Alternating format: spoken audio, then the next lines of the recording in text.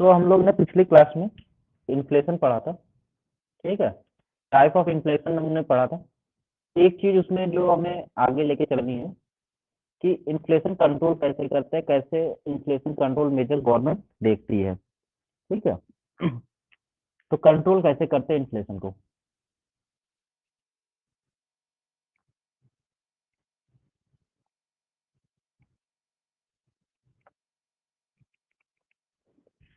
अगर इन्फ्लेशन की बात करें तो इसको तीन मेजर से हम लोग करते हैं।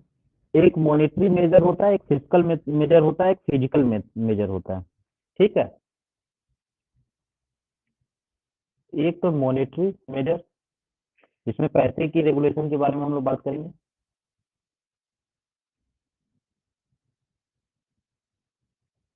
एक होता है फिजिकल मेजर,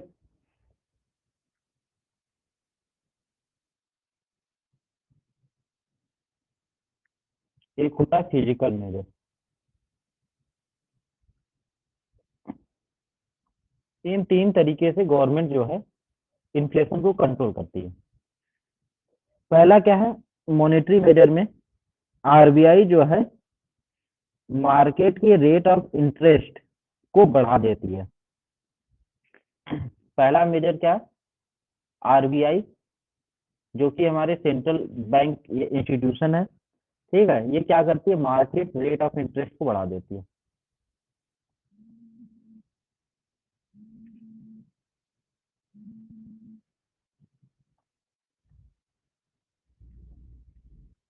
इंटरेस्ट को इंक्रीज कर देती है, इंक्रीज।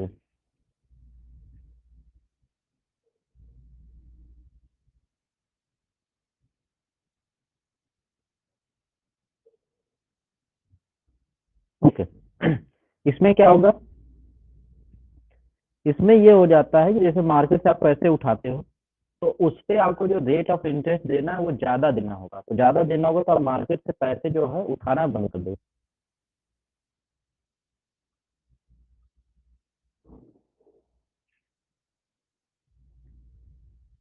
एक,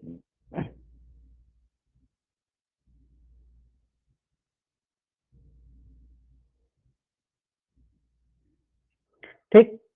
दूसरा मेथड क्या है हमारा, कि इससे क्या होता है, कुल मिला के इन्फ्लेशन बढ़ने का कारण यही है कि लोगों के पास पैसा ज्यादा आ गया। तो लोग ज्यादा पैसा होने जाने की वजह से मनी की जो वैल्यू कम हो जाती है, इस वजह से लोग ज्यादा खुल के खर्च करते हैं। तो इसलिए जो होता है कि आरबीआई क्या करती है, मार्केट के रेट ऑफ इंटरेस्ट को बढ़ा देती है। दूसरा क्या है, जो बैंक है, बैंक के पास एक रिजर्व मनी होता है, जिससे क्या करती है, बैंक एक दूसरे को लोनिंग करती है। मतलब बैंक, आरबीआई से बैंक भी पैसे लेती है। तो क्या करती है आरबीआई, बैंकों की मनी सप्लाई को कम कर देती है। आरबीआई अदर बैंक की, जो छोटी छोटी बैंक है उनकी मनी सप्लाई को कम कर देती है। Money, other bank money supply reduce, मतलब उनकी मनी सप्लाई को कम कर देती है।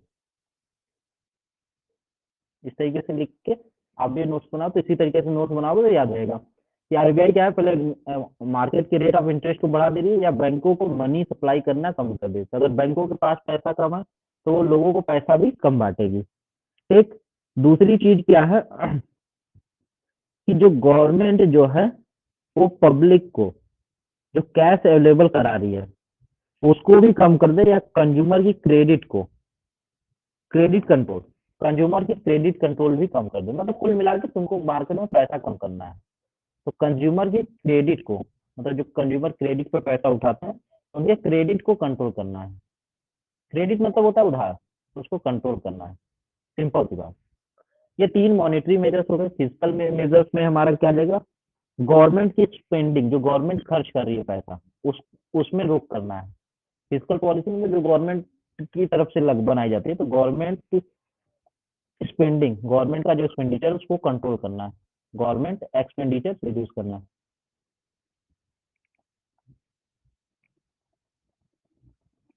रिड्यूस करना है। दूसरी चीज क्या है, न्यू टैक्सेस इम्पोज करना है, imposition of new tax. Tax बढ़ा दो, टैक्स बढ़ा देगा तो लोगों के पास पैसे कम होंगे।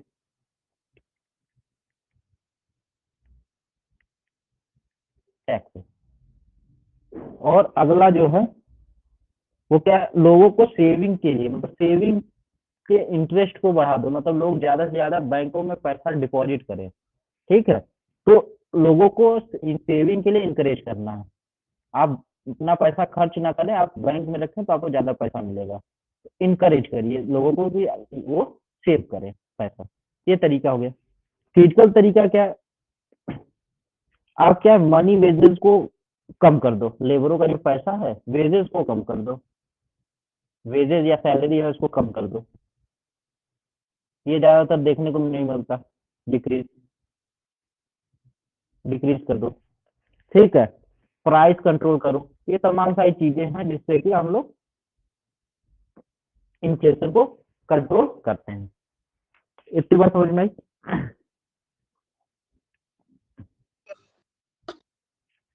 ओके।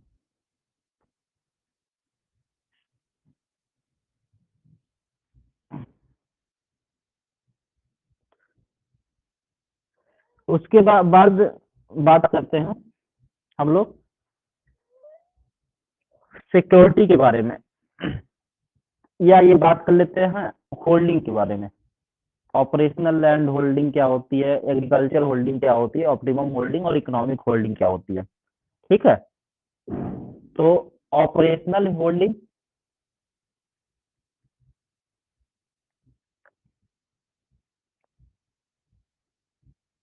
ये सब छोटे छोटे टर्म है, एग्जाम में बहुत रेयर ही आते हैं, पूछ जानना होता है। ऑपरेशनल होल्डिंग क्या होती है, एक्चुअल पार्ट ऑफ लैंड जो आपका एग्रीकल्चर के लिए यूज हो रहा है। ठीक, पहला तो ये हो गया। दूसरा किस तरीके का होता है, एग्रीकल्चर होल्डिंग,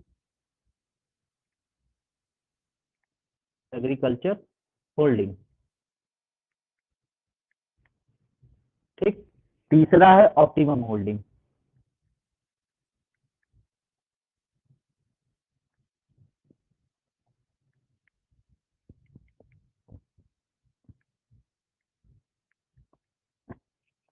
तो इसमें क्या होता है, ऑपरेशनल होल्डिंग में होता क्या है, actual part of land which is use for agriculture, actual part of land that is used for agriculture, used for agriculture। Agriculture holding क्या है, वो जितना आपके पास आप यूज कर रहे हो कल्टीवेशन के लिए, कल्टीवेशन प्लस जितनी जमीन आपके पास है खेती के लिए, मतलब दोनों होता है। खेती के लिए जितनी जमीन रखी है और जितने में खेती कर रखी है, मतलब टोटल खेती की जमीन है, उसमें आपने कुछ जमीन में खेती की है, कुछ बची हुई है, इस टोटल जोड़ के ही आपकी एग्रीकल्चर होल्डिंग मानी जाती है।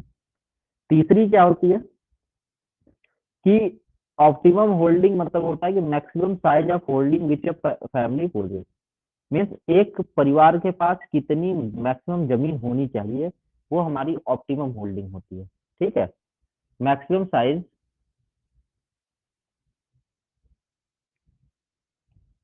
साइजेस ऑफ होल्डिंग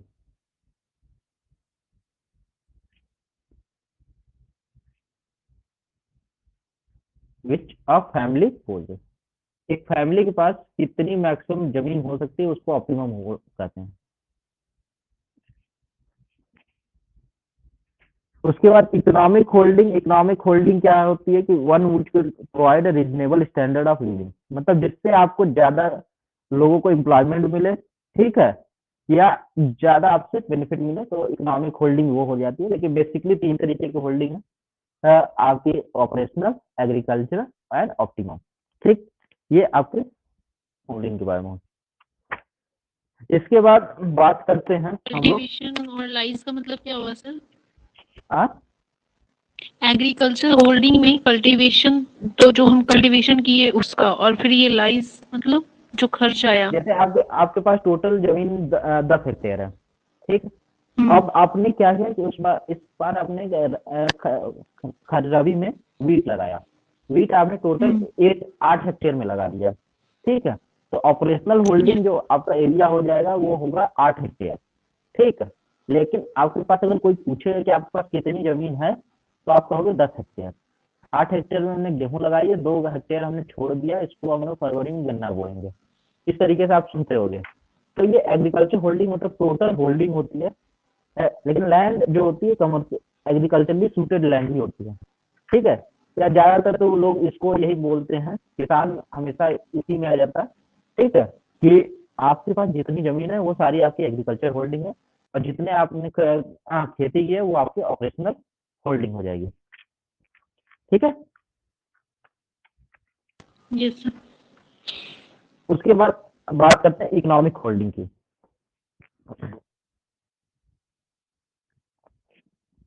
सुन ही लेते हैं ये टॉपिक, इसी को भी यही करते हैं। इकोनॉमिक इकोनॉमिक वर्ड जहां भी आ जाएगा ना, वहां पे हमको बेनिफिट देखना, पैसा देखना, प्रॉफिट देखना है थोड़ा सा, और मतलब जुडिशियस प्रॉफिट, ऐसा नहीं कि पानी की तरफ पैसा बहा रहे हैं। तो इकोनॉमिक होल्डिंग का मतलब कि लैंड का वो होल्डिंग जो कि लोगों को एम्प्लॉयमेंट दे, एक परिवार को, और एक रीजनेबल स्टैंडर्ड ऑफ लिविंग देता है, उस जमीन को हम इकोनॉमिक होल्डिंग कहेंगे, ठीक। मतलब एक ऐसा लैंड जो कि लोगों को क्या दे, फुल एम्प्लॉयमेंट, उस फैमिली के सभी मेंबरों को फुल एम्प्लॉयमेंट दे, ठीक है, एम्प्लॉयमेंट। और दूसरी चीज क्या होगी, reasonable standard of living, standard of living,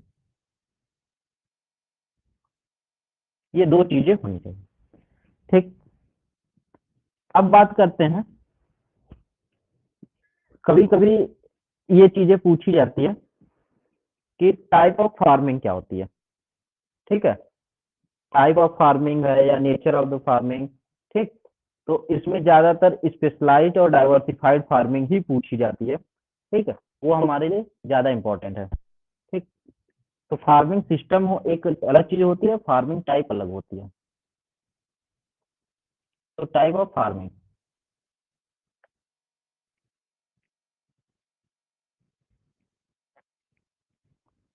इसमें सबसे पहले है स्पेशलाइज्ड,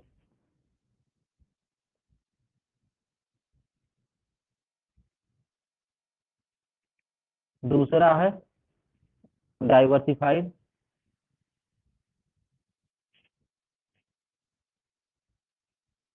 फाइड, तीसरा है मिक्स्ड फार्मिंग।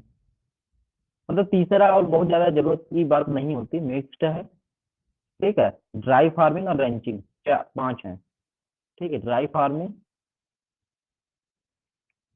और रैंचिंग, ये 3 बहुत इंपॉर्टेंट नहीं है, इंपॉर्टेंट ये 2 है हमारे लिए ऊपर के। स्पेशलाइज्ड और डाइवर्सिफाइड फार्मिंग क्या होते हैं? स्पेशलाइज्ड फार्मिंग मतलब हमको मालूम होना चाहिए कि एक फार्मिंग सिस्टम में, ठीक, क्या होता है कि अलग अलग तरीके के ये होते हैं हमारे इंटरप्राइजेस, बहुत सारे फार्म इंटरप्राइजेस होते हैं, ठीक है, जिसको हम लोग क्या कहते हैं, कभी ये बोले पोल्ट्री बोल दिए, फिशरीज बोल दिए, डेयरी बोल दिए, या क्रॉपिंग सिस्टम बोल दिया, ये हमारे अलग अलग तरीके के फार्म इंटरप्राइजेस हो गए, ठीक। अब अलग अलग फार्म इंटरप्राइजेस, तो इसमें हम जब टाइप ऑफ फार्मिंग की बात करते हैं तो स्पेशलाइज्ड फार्मिंग में वो फार्मिंग होता है जब एक फार्म इंटरप्राइजेस का मतलब income income from single enterprises, single enterprise prizes is more than 50%। अगर एक इंटरप्राइज का इनटू एक किसान के इनकम में अगर उसका कंट्रीब्यूशन 50% के बराबर या 50% से ज्यादा है, तो उस तरीके की फार्मिंग को हम लोग कहेंगे स्पेशलाइज्ड फार्मिंग। और डाइवर्सिफाइड फार्मिंग जैसे उसका उल्टा हो जाता है, अगर इनकम अगर एक भी मतलब अगर कोई भी हो, ठीक है, फ्रॉम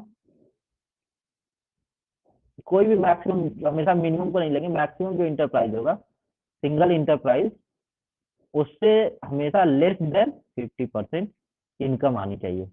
मीन्स अगर कोई भी आप जैसे कि बात कर रहे हैं कि क्रॉप प्रोडक्शन है, फिशरीज है, पोल्ट्री है, डेयरी है, फ्रूट प्रोडक्शन, सी प्रोडक्शन, अगर ये 50% से कम है तो डाइवर्सिफाइड, अगर एक भी अगर 50% से ज्यादा है, जैसे कि अगर हम देखते हैं ग्राफ से, ग्राफ क्या पाई चार्ट से बोलते हैं, ये है, ये सेंटर है, ये है, ये इसने क्या किया, फार्मर ने क्रॉप प्रोडक्शन कर दी, ठीक, प्रोडक्शन, यहाँ पे उसने डेयरी कर दिया।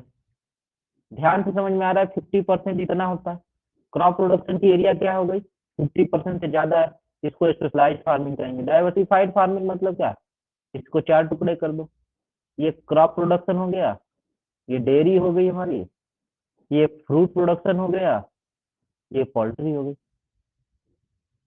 ठीक है। ये सब 25-25% है, कोई भी 50% के बराबर या ज्यादा नहीं है। इस तरीके की फार्मिंग को डाइवर्सिफाइड फार्मिंग कहते हैं। अब स्पेशलाइज्ड फार्मिंग के अलग फायदे हैं, डाइवर्सिफाइड फार्मिंग के अलग फायदे हैं।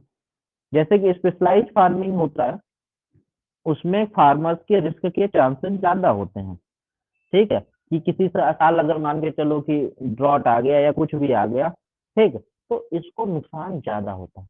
लेकिन अगर किसी साल फेवरेबल कंडीशन हो जाता है तो इनको प्रॉफिट ज्यादा होता है। लेकिन डाइवर्सिफाइड फार्मिंग में क्या है, तो अगर क्रॉप फेल्योर भी होगी तो चलो डेयरी से काम कर लेंगे, पोल्ट्री से काम करेंगे, फूड प्रोडक्शन से काम कर लेंगे, ये सारी चीजें।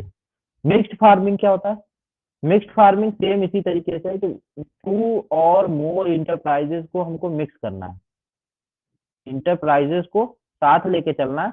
लेकिन इसका एम, मिक्स फार्मिंग का जो एम होता है, इसका एम होता है फॉर सस्टेनेबल, मतलब जीने के लिए करना होता है, बहुत ज्यादा इनकम या प्रॉफिट ओरिएंटेड नहीं होता। मिक्स फार्मिंग मतलब 2 इंटरप्राइजेस को एक साथ लेके करना होता है, लेकिन जो एम होता है for subsistence type, subsistence type, मतलब जीने खाने के लिए ही हम लोग इसका प्रयोग करते हैं। ड्राई फार्मिंग जो ड्राई एरिया में होता है, जहाँ पे रेनफॉल 500 mm से कम होती है, अगर इकोनॉमी में पढ़ोगे तो 750 mm से कम होती है, उस तरीके के रेनफॉल रीजन को हम लोग ड्राई फार्मिंग रीजन कहेंगे, ठीक है। बेसिकली वो 500 mm से ही कम होता है ड्राई फार्मिंग में, ठीक। रैंचिंग वो एरिया जो कि जहाँ पे एग्रीकल्चर प्रैक्टिस नहीं की जाती, मतलब एग्रीकल्चर नहीं की जाती, ये कैटल के मतलब फीडिंग के लिए होता है, जैसे ग्रास एरिया होता है जो कि कैटल के लिए यूज होता है, नेचुरल वेजिटेशन, गेजिंग पर्पज के लिए इस्तेमाल होता है, गेजिंग, ग्रेडिंग पर्पज के लिए इस्तेमाल होता है रैंचिंग। ओके, तो ये बातें हमारी टाइप ऑफ फार्मिंग से रिलेटेड थी। इतने में किसी को कोई दिक्कत? लेस देन 500 ml लेंगे कि क्योंकि तो सुनना में लेस देन 750 ml। देखो ड्राई फार्मिंग होती है, ड्राई लैंड फार्मिंग होती है, ठीक है। तो अभी एग्रोनॉमी में जाएंगे तो लेस देन 750 होती है, ठीक है। या आप ये मान के चलो कि जो हमारा ये होता है ड्राई फार्मिंग लेस देन 750, 750 से 1150 ड्राई लैंड फार्मिंग, और 1150 से ज्यादा जो होता है उसको रेनफेड फार्मिंग कहते हैं, ठीक। तो अगर याद करना है तो 750 से कम ही याद करो। इसके बाद सिस्टम ऑफ फार्मिंग होती है, इसको बहुत ज्यादा तो पढ़ने की जरूरत तो मेरे हिसाब से नहीं है, ठीक है, कि सिस्टम ऑफ फार्मिंग कभी पूछता नहीं है, ठीक है। लेकिन जान लो कि कैपिटलिस्टिक है, स्टेट है, कॉर्पोरेट है, ज्वाइंट है, कलेक्टिव है, कोऑपरेटिव है, ठीक है। इसको एक बार अरुण तात्यायन की बुक से देख लेना, लेकिन बहुत विशेष जरूरत नहीं है इसमें, ठीक। फिर एक पार्शियल बस्टिंग होती है, कंप्लीट बस्टिंग होती है। पार्शियल और कंप्लीट बस्टिंग में एक ही डिफरेंस है कि पार्शियल बस्टिंग में हम लोग वेरिएबल रिसोर्सेस में चेंजेस करते हैं, जबकि कंप्लीट बस्टिंग में हम लोग जो होता है मेजर चेंज करते हैं, मतलब लार्ज चेंज। अगर एक क्रॉप के बारे में बात करें तो अगर हम वेराइटी चेंज कर रहे हैं तो ये हमारा पार्शियल बस्टिंग है, मतलब वेराइटी चेंज कर रहे हैं। लेकिन अगर हम क्रॉप चेंज कर रहे हैं तो ये हमारा कंप्लीट बस्टिंग में आएगा, ठीक है। ये कुछ एग्जाम्पल है, थोड़ा बहुत देख लेना, इतना इससे क्वेश्चन नहीं बनते हैं, ठीक। इसके बाद बात करते हैं पार्शियल में वैरायटी चेंज करते हैं और हाँ, मतलब कंप्लीट वेराइटी में मतलब क्रॉप। माइनर चेंज किया, हाँ पूरी क्रॉप हाँ, चेंज कर दिया, या पूरा पूरा अच्छा, लैंड ही उठा के चेंज कर दिया, मतलब बड़ा चेंज कर दिया, तो ये आपका कंप्लीट बस्टिंग हो गई, ठीक। तो ये सारी चीजें थी जो कि इसमें थी। उसके बाद बात करते हैं सिक्योरिटी की, बात करते हैं या एग्रीकल्चर फाइनेंस पे आ जाते हैं थोड़ा सा। एग्रीकल्चर फाइनेंस मतलब क्या होता है, किसी को लोन देना,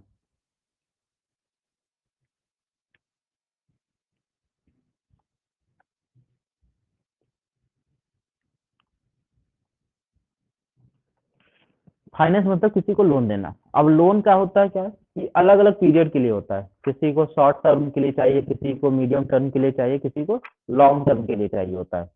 ठीक है, तो अब कोई भी आदमी है तुमको पैसा देगा तो ऐसा तो है नहीं कि पैसा ऐसे ही दे देगा, उसकी तो कुछ वो होगी, कंडीशन होगी कि हमको कुछ तो दो बदले में। तो इस वजह से उसके लिए सिक्योरिटी की जरूरत होती है।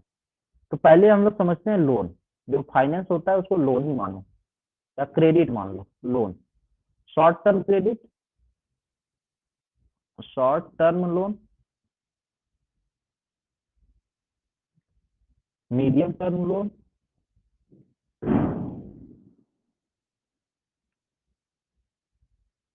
और लॉन्ग टर्म लोन। एक शॉर्ट टर्म लोन में हमारा क्या हो जाता है, जो कि एक सीजन के लिए लिया जाता है या एक साल के लिए, वन सीजन, ज्यादातर वो एक सीजन के लिए होता है, एक सीजन या एक ईयर, वन ईयर। इसको हम लोग शॉर्ट टर्म लोन को हम लोग क्रॉप लोन भी कहते हैं। क्रॉप लोन के लिए जो लोन लिया जाता है उसको शॉर्ट टर्म लोन कहा जाता है। जो मीडियम टर्म लोन होता है ये हमारा 1 से 5 साल के लिए लिया जाता है। 1 से 5 साल के लिए लोन ले लो तो ये हमारा मीडियम टर्म लोन हो गया। इसमें आप कुछ भी चीजें खरीद रहे हो, मशीन वशीन खरीद लिया, छोटी मोटी मशीन खरीद लिया, ठीक है, ये आपका मीडियम टर्म लोन हो गया। और जो लॉन्ग टर्म लोन होता है ये 5 से 30 साल के लिए होता है। 5 से 30 साल के लिए, कि जमीन खरीदने के लिए, लैंड परचेज के लिए ले लिया आपने, ठीक है, बहुत बड़े इक्विपमेंट खरीदने उसके लिए ले लिया, ये हमारा लॉन्ग टर्म लोन है। इसमें छोटी सी मशीन हो गई कोई भी, ये क्रॉप लोन हो गया। सबसे ज्यादा यही पूछा जाता है क्रॉप लोन किस टाइप में लोन में आता है, तो हमारा शॉर्ट टर्म लोन में हमारा क्रॉप लोन आता है। ठीक है, इतनी बात समझ में? Yes sir. ओके, इसके बाद बात करते हैं, सिक्योरिटी की बात करते हैं। अगर आप लोन लेने जाओगे तो आपको सिक्योरिटी की जरूरत होगी। तो पहला जो होता है कि सिक्योरिटी के बेसिस पे जब हम लोन को क्लासिफाई करते हैं तो उसमें सबसे पहले आता है कोलेटरल सिक्योरिटी, जो सबसे ज्यादा जरूरी होता है, कोलेटरल सिक्योरिटी।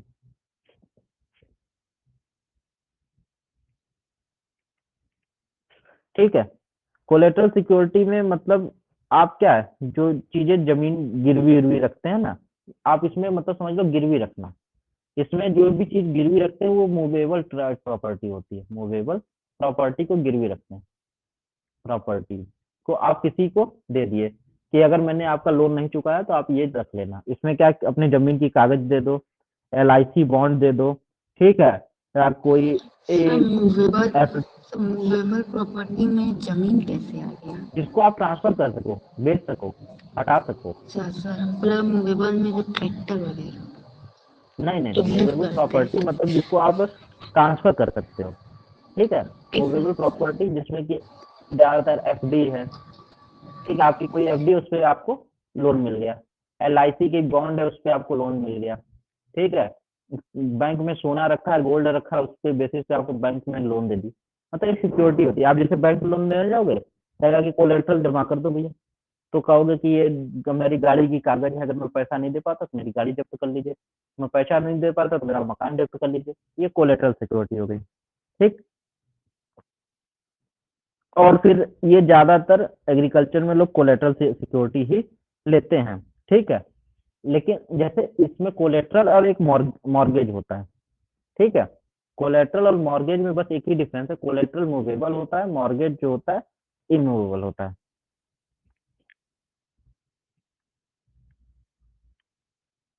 मॉर्गेज सिक्योरिटी या मॉर्गेज लोन जो होता है ये इमूवेबल प्रॉपर्टी के लिए होता है।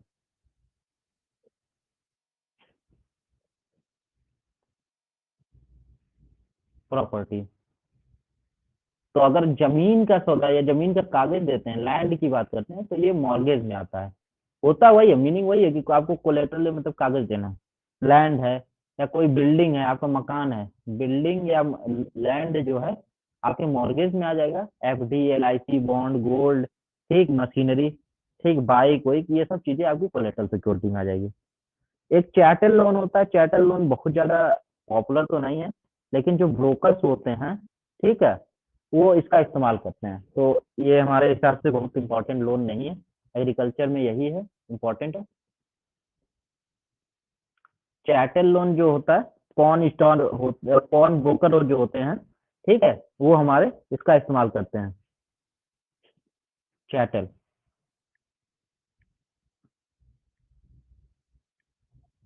ब्रोकर जो होते हैं कि जो एंटिक कलेक्शन करते हैं, वो इसमें आपका ये इस तरीके के लोन लेते हैं या कुछ ऐसा सामान लेते हैं कि अगर आपके पास कोई एंटिक चीजें हैं या कोई वैसी चीज जो कि रेयर हो, वो उसको रख के आपको उसके अगेंस्ट आपको लोन प्रोवाइड करते हैं। इस तरीके के लोन को चैटल लोन कहते हैं, ठीक।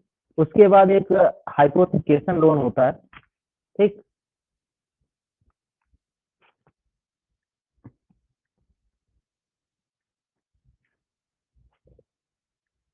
तो चैटल का मतलब क्या होता है? इसका तो मुझे भी नहीं है, एक बार सर्च कर लेना, ठीक है। तो जो हाइपोथिकेशन मतलब होता क्या है कि same property for which loan is offered, मतलब इसमें क्या होता है, एक चार्ज होता है, मतलब कोई भी एक ऐसी प्रॉपर्टी जो कि आपने सिक्योरिटी के रूप में दी है, ठीक है, और उस पे जो चार्ज बनता है, ठीक है, उसको हम लोग ये हाइपोथिकेशन लोन में जाते हैं। इसके बारे में मुझे बहुत डिटेल में मैंने कभी नहीं पढ़ा, ठीक है, लेकिन इस ये कुछ 4 तरीके के लोन होते हैं, उसमें सबसे ज्यादा जो कॉमन प्रैक्टिस में कोलेटरल और मॉर्गेज जो लोन है, वो हमको ज्यादातर देखने को मिलते हैं, ठीक है। ओके, अब इसके बाद लिक्विडिटी की बात करते हैं। तो लिक्विडिटी में मतलब हम लोगों ने 2 चीजें पढ़ी थी कि short term loan, medium term और लॉन्ग टर्म लोन। तो लिक्विडिटी का मतलब होता है कि जिसको आसानी से आप दे के अपने कर्जे से मुक्त हो जाओ। तो लिक्विडिटी की बात करते हैं तो शॉर्ट टर्म लोन जो होता है ज्यादा लिक्विडिटी लोन होता है, सेल्फ लिक्विडिटी लोन। कि आपकी फसल हुई, आपने इसको अगले साल फसल बेच के अपना कर्जा चुका दिया, लिक्विडिटी, ठीक, मतलब तुरंत वैल्यू मिल जाएगी आपको, सेल्फ लिक्विडिटी। जबकि मीडियम और लॉन्ग टर्म लोन जो होते हैं, ये पार्शियल लिक्विडिटी लोन होते हैं। अगर आपको रातों रात आपको भगवान ना करे कुछ हो जाए, लेके आप एडमिट हो जाओ, ठीक है, और आपको जमीन बेचना, मतलब डॉक्टर ने 10 लाख रुपए बोल दिया, अब आपके पास जमीन पड़ी हुई है, जमीन आप बेचने निकलो, अरे आपको खरीदार ही नहीं मिलेगा। जमीन बेचना खरीदना आसान काम थोड़ी ना है, उसके लिए 15 दिन 20 दिन 30 दिन लगता है। तो इसलिए इसकी लिक्विडिटी वैल्यू जो होती है कम होती है, पार्शियल लिक्विडिटी होती है, ठीक है। लिक्विडिटी मतलब जिसको लिक्विड इजीली मतलब कन्वर्ट कर आसानी से जिसको खर्च किया जा सके, लिक्विडिटी मतलब जिसको आसानी से खर्च किया जा सकता है। क्रॉप लोन जिसको आसानी से खर्च किया जा सकता है, क्योंकि मीडियम और लॉन्ग टर्म लोन को आसानी से खर्च नहीं किया जा सकता, ठीक है। ठीक सर।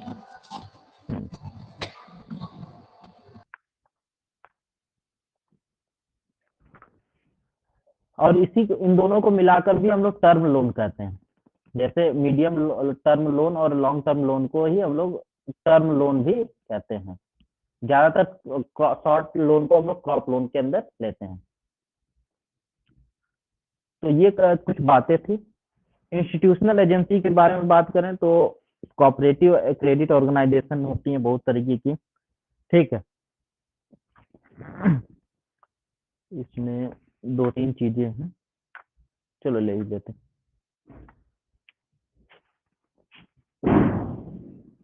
तो एग्रीकल्चर में जो कोऑपरेटिव मूवमेंट है, उसको स्टार्ट किसने किया था? Cooperative movement.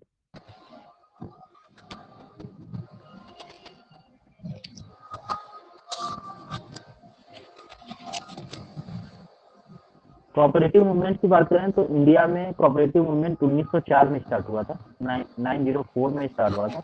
इसको स्टार्ट करने वाले एफ निकोलसन थे, एफ निकोलसन।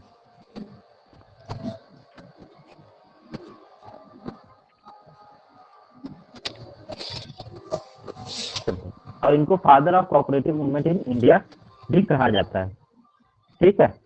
तो इस वजह से कोऑपरेटिव मूवमेंट का मतलब क्या होता है इसका मतलब सब एक के लिए, एक सबके लिए, one for all for one, one for all for one, ये इसका मोटो होता है। मीन्स अगर आप बाजार में अकेले कुछ भी लेके जा रहे हो, आपके पास 10 किलो एक गेहूं है, आप उसको बेचने जाओगे, मंडी वाला कहेगा 5 रुपए में देना है तो दो, नहीं तो निकल लो, ठीक। लेकिन अगर मान के चलो 10 लोग लेके जाते हैं 10-10 किलो, अब वो क्या हो गया 100 किलो। अब आप उससे कह सकते हो कि 10 रुपए में लेना है तो लो, नहीं हम किसी दूसरे ग्राहक को खोजते हैं। क्योंकि अब जब सब लोग एक साथ आ गए और सबको सबकी क्वांटिटी अब बल्क में हो गई, तो आपकी बार्गेनिंग पावर, परचेज पावर और हर तरीके से आपकी पावर स्ट्रेंथ बढ़ जाती है। तो कोऑपरेटिव का मतलब यही था कि आप सबको एक साथ लेके इस्तेमाल करें, मतलब कोई भी रिसोर्सेस है, चाहे लैंड है, चाहे कैपिटल है, चाहे मार्केट का प्राइस है, और इक्विटी जिस हिसाब से हमारा शेयर है उस हिसाब से इसको डिवाइड कर दिया जाए, ठीक। तो ये हमारा कुछ बातें थी, इसमें बहुत सारी चीजें डिस्कस करने जाएंगे तो बहुत सारी चीजें हो जाएंगी। इसमें हम लोग बहुत छोटी छोटी चीजें पढ़ेंगे और उसमें ये चीज जानेंगे कि कोऑपरेटिव क्या इंस्टीट्यूशन क्या क्या है, ठीक है, कौन कौन सी काम करते हैं, उनका फुल फॉर्म क्या, ज्यादातर तो फुल फॉर्म ही अगर जान लेते हैं तो हमारे लिए सफिशियंट है हमारे एग्जामों के लिए। तो इंस्टीट्यूशन की बात करें तो कोऑपरेटिव जो इंस्टीट्यूशन है वो 2 टीयर्स भी होते हैं, 3 टीयर्स भी होते हैं, ठीक है। तो पहले कोऑपरेटिव बैंकिंग स्ट्रक्चर में एग्रीकल्चर बैंकिंग है, ठीक है, बैंकिंग स्ट्रक्चर ही देख लेते हैं, इसी में सारी चीजें मैक्सिमम आ जाएंगी। तो सबसे पहले जो शुरुआत हुई कोऑपरेटिव बैंक से बात करते हैं।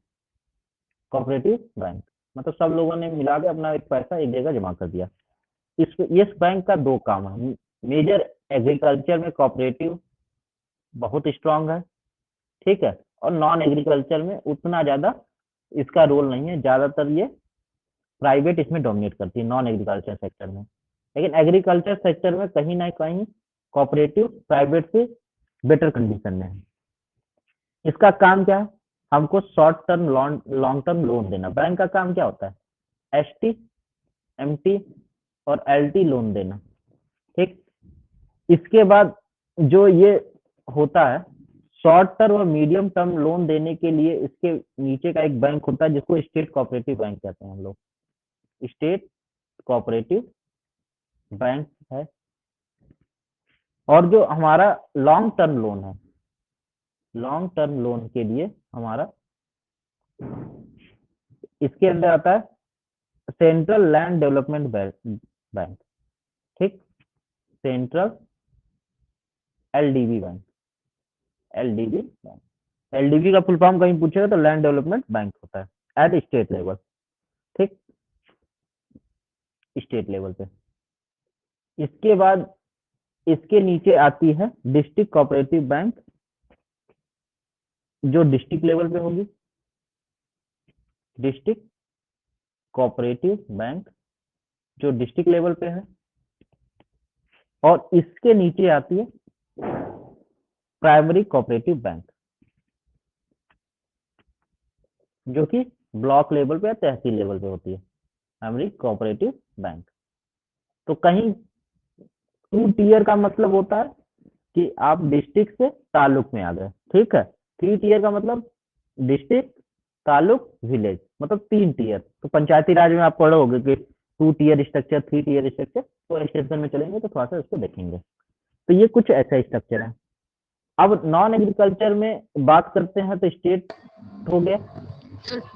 3 टीयर 2 टीयर में क्या क्या बोले थे? जैसे एक पहला डिस्ट्रिक्ट लेवल पे है, फिर तहसील स्तर पे, फिर विलेज स्तर पे, ये 3 टीयर हो गया, ठीक। 2 टीयर में डिस्ट्रिक्ट, तहसील, 2 टीयर स्ट्रक्चर, ठीक है। फिर 3 विलेज टीयर नहीं स्ट्रक्चर, आएगा, हाँ विलेज नहीं आएगा, उसमें ठीक विलेज है। नहीं वो हाँ, ये टीयर अलग अलग होते हैं। ये ज्यादातर अगर आपको ज्यादा ये बोलते हैं ना ट्रांसफर ऑफ पावर, अगर टॉप टू बॉटम जाना है, ठीक है, तो ये डाइवर्सिफिकेशन करना जरूरी होता है, पावर का जो डिसइंटीग्रेशन जरूरी होता है। इसलिए 3 टीयर स्ट्रक्चर आपको ज्यादा स्टेबिलिटी देते हैं। 2 टीयर स्ट्रक्चर आपको थोड़ा सा उतना क्लियर कट आइडिया एक एरिया के बारे में नहीं देता है, ठीक। तो ये इसके बाद नॉन एग्रीकल्चर में state cooperative, central cooperative, primary, ये बहुत ज्यादा इंपॉर्टेंट नहीं है। इसमें थोड़ी बहुत तो फुल फॉर्म याद कर लो। जो ज्यादातर जो सोसाइटी होती है फैक्ट जो एग्रीकल्चर का काम करती है, फैक्ट का full form primary agriculture credit society. जो समिति होती है गांव स्तर पे, वो जो लोनी का काम करती है सोसाइटी। ठीक है, फैक्ट हो गया। उसके बाद एलडीबी बैंक जिसकी बात हम लोग कर रहे थे, एलडीबी बैंक जो सबसे पहले स्टार्ट हुई थी, लैंड डेवलपमेंट बैंक, ठीक है, 1920 में स्टार्ट हुई थी सबसे पहले। ठीक, पंजाब में स्टार्ट हुआ था, बाद में इसका नाम primary land develop deposit bank कर दिया गया था, लैंड डेवलपमेंट बैंक। मतलब इसको पीएलडीबी भी कहने लगे थे 1974 के बाद। जब स्टार्ट हुआ था ये, तो इसका नाम था पहले LMB bank, land mortgage bank. जो अभी हम लोग ने पढ़ा था ना कि सिक्योरिटी में, उसी तरीके से 1920 में इसका नाम ये था, लेकिन अब ये जो है इसका नाम 1974 में पीएलडीबी मतलब प्राइमरी लैंड डेवलपमेंट बैंक कर दिया गया। लैंड डेवलपमेंट, मॉर्गेज को हटा के डेवलपमेंट बैंक नाम दे दिया गया।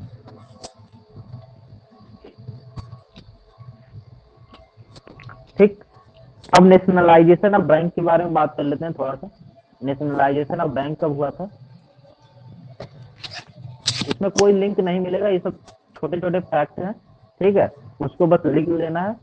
ठीक है, इसको रिलेट करने की बहुत ज्यादा कोशिश नहीं करना है, क्योंकि हमें जो एग्जाम देना है, हमारे एग्जामों में 10 सब्जेक्ट के क्वेश्चन आने वाले हैं। ठीक है, बैंक नेशनलाइजेशन ऑफ बैंक दो बार हुआ है। पहला जो नेशनलाइजेशन हुआ है फर्स्ट, वो 19 जुलाई 1969 में हुआ था। इस वक्त 14 बैंक नेशनलाइज किए गए थे। और सेकंड जो हुआ था नेशनलाइजेशन 15 अप्रैल 1980 को हुआ था। इसमें 6 एडिशनल बैंक को नेशनलाइज बैंक का, राष्ट्रीय बैंक का दर्जा दिया गया था। ये समझ आए? इसको बस नोट कर लो, राष्ट्रीयकरण इसको कहते हैं हम लोग।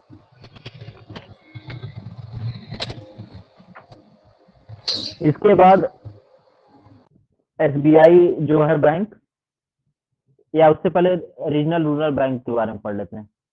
आरआरबी के बारे में भी उसके बस डेट से रिलेटेड क्वेश्चन आता है। आरआरबी, क्या आरआरबी कब स्टैब्लिश होता है? Regional rural bank. आरआरबी कब स्टार्ट हुई थी? 1935।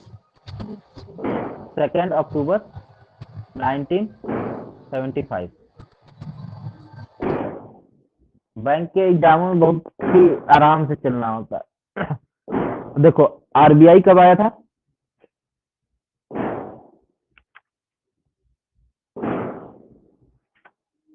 आरबीआई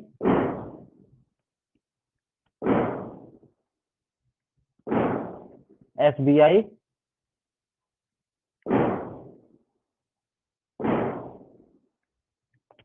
और आरआरबी 20 साल जोड़ते चले जाओ, बस में 20 साल जोड़ दो।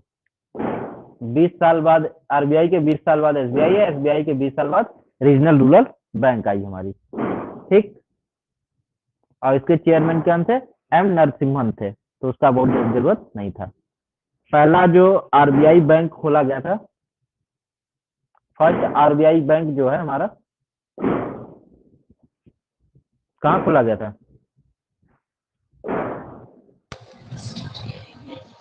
पंजाब हरियाणा।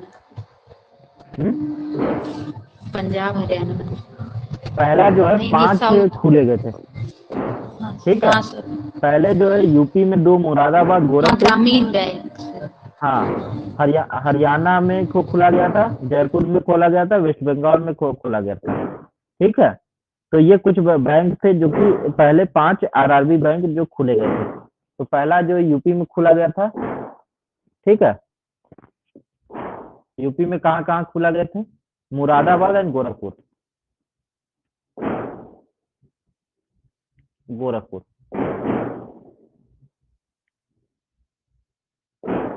ठीक है।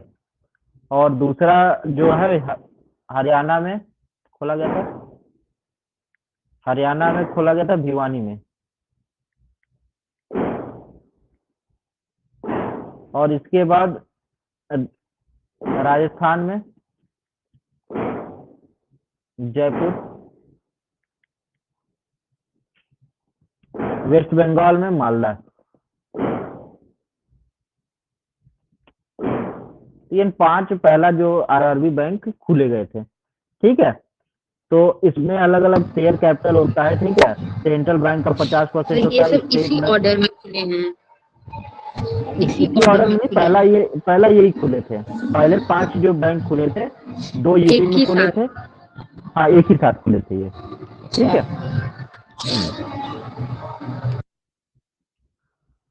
इसके बाद आरआरबी बैंक से इससे ज्यादा तो मैंने नहीं देखा क्वेश्चन कहीं भी, ठीक है। और एक और है फुल फॉर्म। तो ये आरआरबी बताए थे कि आरबीआई बैंक बताए थे? आरआरबी, अच्छा, आरबीआई तो हमने बताया नहीं। आरबीआई बस हमने एस्टेब्लिशमेंट ईयर बताया कि आरबीआई, और इसको याद रखने का तरीका बताया, अच्छा, ठीक है। कि पहला जो आरबीआई का जो था वो 1 अप्रैल 1935 को स्टार्ट हुआ था, ठीक है। इसका नेशनलाइजेशन 1949 में हुआ था, ठीक। लेकिन अगर याद करने के लिए ट्रिक एसबीआई, आरआरबी और ये सब के लिए, तो 35 याद रखो, इसमें 20 जोड़ो, 55 ये हो जाएगा। फिर एसबीआई आ गई, उसमें 20 जोड़ो, आरआरबी आ जाएगा। ये ट्रिक थी छोटी सी, इसलिए मैंने कहा कि डेट याद रहे, ठीक। पहली आरआरबी बैंक को लोगों ने प्रथम बैंक बोला, तो प्रथम हर जगह हिंदी का शब्द है जिसका मतलब होता है 1, तो बहुत जरूरी नहीं है, ठीक। इसके बाद बात करते हैं lead bank scheme. Lead bank scheme कब आई थी?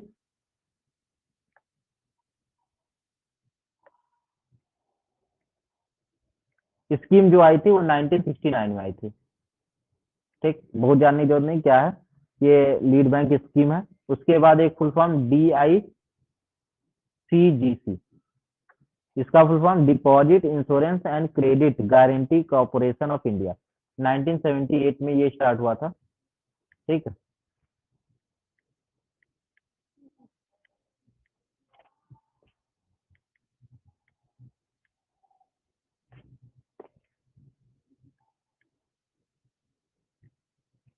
Credit guarantee corporation of India, ठीक है, ये है। उसके बाद वर्ल्ड बैंक की बात करते हैं।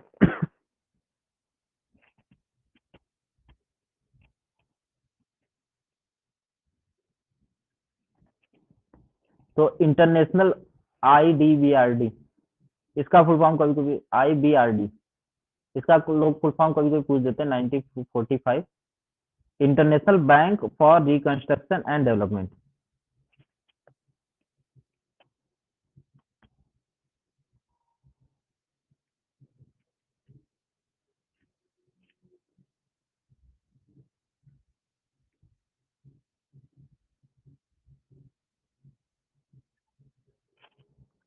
एंड डेवलपमेंट,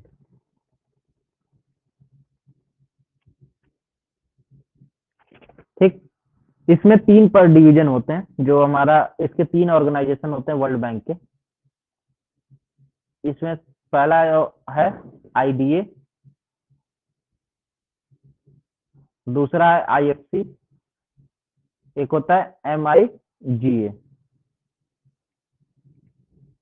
IDA का मतलब होता है international development association, international development association.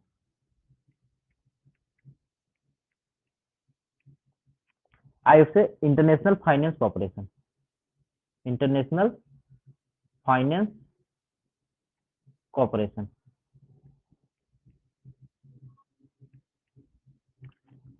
और मिगा का होता है multilateral investment guarantee agency, multilateral investment guarantee agency. ये हो गया हमारा, 3 पार्ट होते हैं वर्ल्ड बैंक के। ठीक। आरबीआई के बारे में हमने बता दिया, आरबीआई 1935 में स्टार्ट हुई थी nationalisation. RBI reserve bank of India,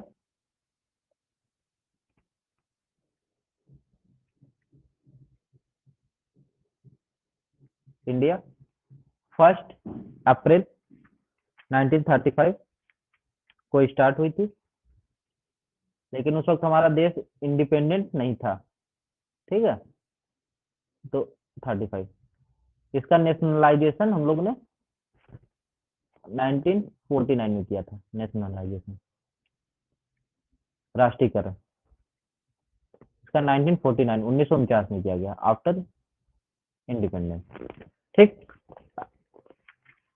और बाकी तो चीजें ठीक है। जनवरी 1949 को आरबीआई का नेशनलाइजेशन किया गया था। और बाकी इसमें उस वक्त 3 बैंक हुआ करते थे, bank of Bengal, bank of Bombay, bank of Madras. ठीक है, ये तीनों बैंक को मर्ज करके इंपेरिकल बैंक ऑफ इंडिया 1921 में बनाया गया था। ठीक है, और उसी तीनों इंपेरिकल बैंक ऑफ इंडिया जो 1921 में, उसी को बाद में 1 जुलाई 1955 को एसबीआई यानी स्टेट बैंक ऑफ इंडिया के नाम दे दिया गया था। ठीक है, तो पहला हमारे पास 3 बैंक हुआ करते थे, bank of Bengal,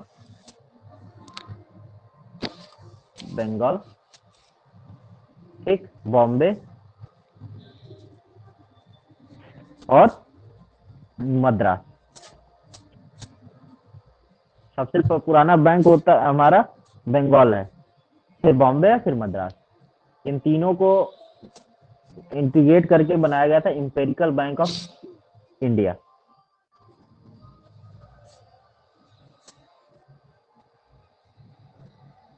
of India, ये कब की बात है? 1921 की बात है। और फिर आफ्टर इंडिपेंडेंस इसी बैंक का नाम दे दिया गया था स्टेट बैंक ऑफ इंडिया।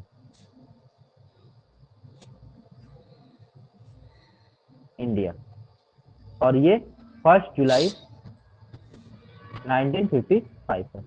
वो ट्रिक याद रखना, 20-20 साल जोड़ लोगे तो याद रहेगा एसबीआई कब आई थी, वो कब आया था। ठीक, तो इसका नेशनलाइजेशन एक तरीके से 1955 में हमारा इसका एसबीआई का हो गया था, स्टेट बैंक ऑफ इंडिया।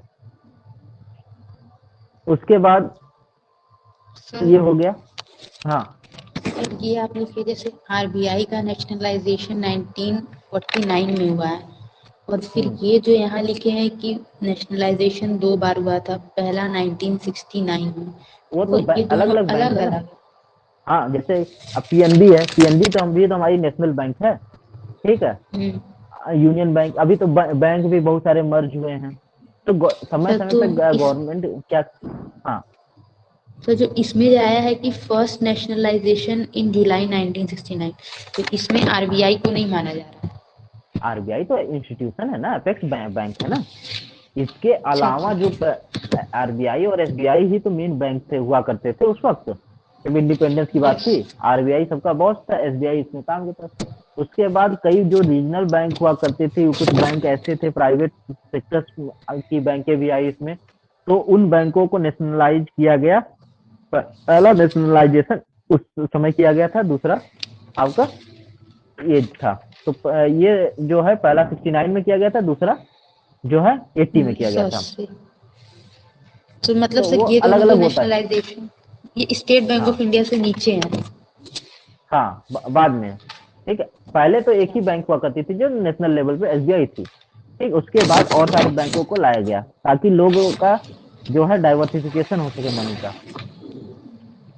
उसके बाद बात करते हैं नाबार्ड। ठीक, नाबार्ड का फुल फॉर्म क्या है? National bank for agriculture and rural development. ये कब स्टेब्लिश हुआ था? 12 जुलाई 1982। 1982। Full form national bank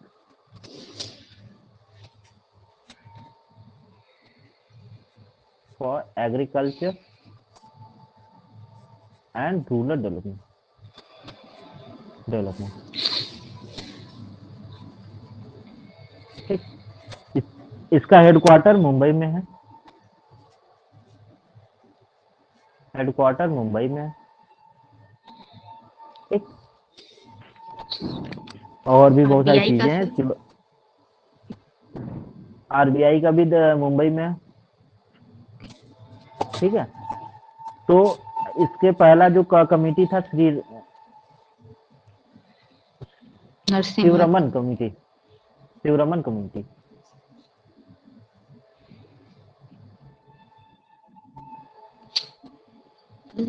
Sivaraman. Sivaraman committee ने नाबार्ड दिया था। तो पंचायती राज बलवंत सिंह मेहता कमेटी थी, वो सब चीजें थी। ठीक है, वो एक्सटेंशन में ज्यादा अच्छे से पढ़ा जाएगा। नाबार्ड के 3 विंग हुआ करते थे। आरडीसी, मतलब जो नाबार्ड के 3 विंग हम लोग को जानना चाहिए। एक है आरडीसी, एक है हमारे लिए एडीसी, एसीडी, और एक आरपीसीसी। आरडी आरडीसी का मतलब होता है refinance development corporation, refinance development corporation. इसका एसीडी का फुल फॉर्म होता है agriculture credit department.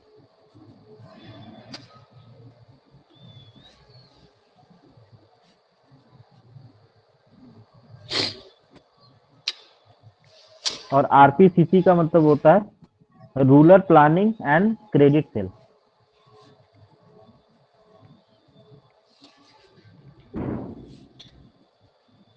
And credit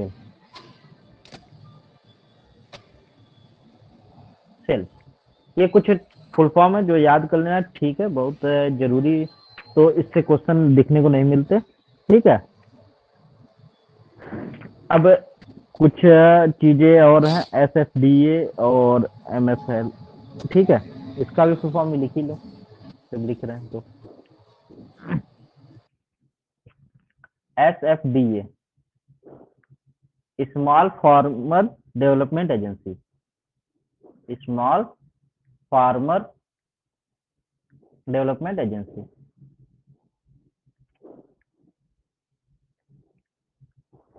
agency, उसके बाद एमएफएल,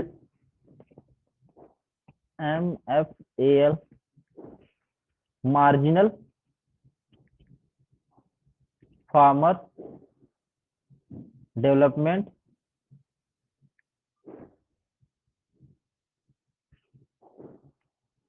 and agriculture labour, sorry, small farmer and agriculture labour, and agriculture labour. ये सब समय समय पे एजेंसी खुलती रही जो कि एक पर्टिकुलर सेक्शन के लिए काम करते गए। ठीक है, तो बैंक आई, बैंक से कोऑपरेटिव स्ट्रक्चर आया, फिर लोगों ने अलग अलग हिसाब से काम करना शुरू किया। ठीक है, तो वो सब हिस्ट्री जब पढ़ने जाएंगे तो बहुत समय लगेगा। तो बस थोड़ी थोड़ी नाम ताकि सबके बारे में जानते रहे। तो अगर एमएफएल का अगर फुल फॉर्म होगा तो marginal farmer and agriculture labour. तो इस एजेंसी का जो काम था, जो मार्जिनल फार्मर्स होते हैं, यहाँ पे स्मॉल और मार्जिनल फार्मर क्या होते हैं ये हम अगली क्लास में पूछेंगे कि कितने एरिया को स्मॉल फार्मर कहेंगे, कितने एरिया में। ठीक है, तो ऑपरेशनल होल्डिंग के हिसाब से हम लोग किसी को लार्ज फार्म मतलब स्मॉल करते हैं, किसी को मार्जिनल करते हैं, किसी को लार्ज, किसी को मीडियम कहते हैं। तो ये बातें थी। उसके बाद इकोनॉमिक्स में 2-3 चीजें और आई। ठीक है, एक होता है 3R, 5C और 7P। अगर एक लोन, कोई आदमी अगर लोन लेने आता है तो उसको हम लोग इस क्राइटेरिया पे उसको जरूर देखते हैं। मतलब 3R, 5C और 7C। उसमें ज्यादातर 3R से क्वेश्चन आते हैं, बाकी 5C और इससे क्वेश्चन कम देखने को मिलते हैं। पहला तो देखते हैं रिटर्न ऑन इन्वेस्टमेंट। रिटर्न मतलब अगर आप किसी को पैसे दे रहे हो तो उस पर आपको कितना रिटर्न मिलेगा। दूसरी उसकी रीपेमेंट कैपेसिटी देखते हैं कि जिस आदमी को आप पैसा दे रहे हो वो रिपेमेंट करने की कैपेसिटी है, रखता है कि नहीं। और तीसरा रिस्क बेयरिंग एबिलिटी, रिस्क कितना है। तो ये सारी चीजें, 3 चीजों पे हम किसी आदमी को लोन देते हैं। तो इसी को हम लोग 3R कहते हैं। इसी को 5C की तरीके से भी कहा जाता है, कैरेक्टर। उस इंसान का कैरेक्टर कैसा है। कैपेसिटी, कैपेसिटी मतलब वही उसकी रिपेमेंट कैपेसिटी। कैपिटल मतलब कितना कैपिटल है उसके पास, कितना वैल्यू उसकी जरूरत है। कंडीशन, कंडीशन उसके अगेंस्ट कोलेटरल है कि नहीं है, आपकी देने की कंडीशन है कि नहीं। ये सारी चीजें आपको देखना होता है। और एक कॉमन सेंस, ठीक है। तो कभी कभी ऐसे ही एग्जामों में पूछ देता है 5C क्या थे, मतलब कोई क्रेडिट आपसे लेने आता है तो 5C प्रिंसिपल्स क्या करते हैं, तो character, capacity, capital, condition, common sense. ठीक, जबकि कहता सब वही है कि रिटर्न आपको क्या फायदा होगा, क्या वो पैसा दे देगा या पैसा लेके भाग तो नहीं जाएगा, रिस्क कितना है, ये सब चीजें हैं। उसी तरीके से 7P में अगर इसको डिफाइन करते हैं तो सब स्टार्ट होगा प्रिंसिपल से, ठीक है। Principle, principle of productive purpose, मतलब जो पर्पज, जिस पर्पज के लिए ले रहा है वो प्रोडक्टिव है कि नहीं, प्रोडक्टिव पर्पज, प्रोडक्टिव पर्पज के लिए है कि नहीं। दूसरा क्या है, पर्सनैलिटी, उसकी personality, principle of personality. Productivity, उसकी प्रोडक्टिविटी कितनी होगी। उसके बाद phase disbursement,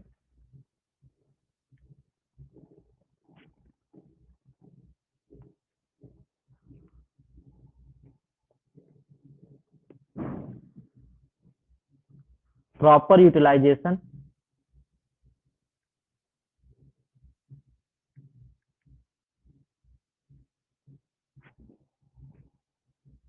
principal of payment and protection. ठीक, इतनी सारी बातें हमारी 3R से 5C और इसके लिए हम लोग करते हैं जब कोई हमसे लोन लेने आता है, ठीक है। सर सर फेज हाँ, डिसबर्समेंट मतलब क्या हुआ? मतलब वो क्या, किस फेजेस में, मतलब अगर आप पैसा देते हो, ठीक है, तो कभी अगर मान के चलो कोई तुमसे फैक्ट्री लेने आता है तो आप फैक्ट्री स्टार्ट करोगे, ये करोगे, मतलब आप उसको इंस्टॉलमेंट फेजेस में में कर देते दो, हैं। ठीक है। हाँ, तो क्या उसको एनालिसिस करना, मतलब टुकड़ों में एनालिसिस करना कि मतलब ये कितना मुझे किन किन जरूरत पीरियड में वो मुझे दे पाएगा फेजेस में, ठीक है। तो उस रिस्क को फेजेस में टुकड़े में करके उससे एनालिसिस करना ही फेज डिस्बर्समेंट कहलाता है। ओके, अभी तो इसमें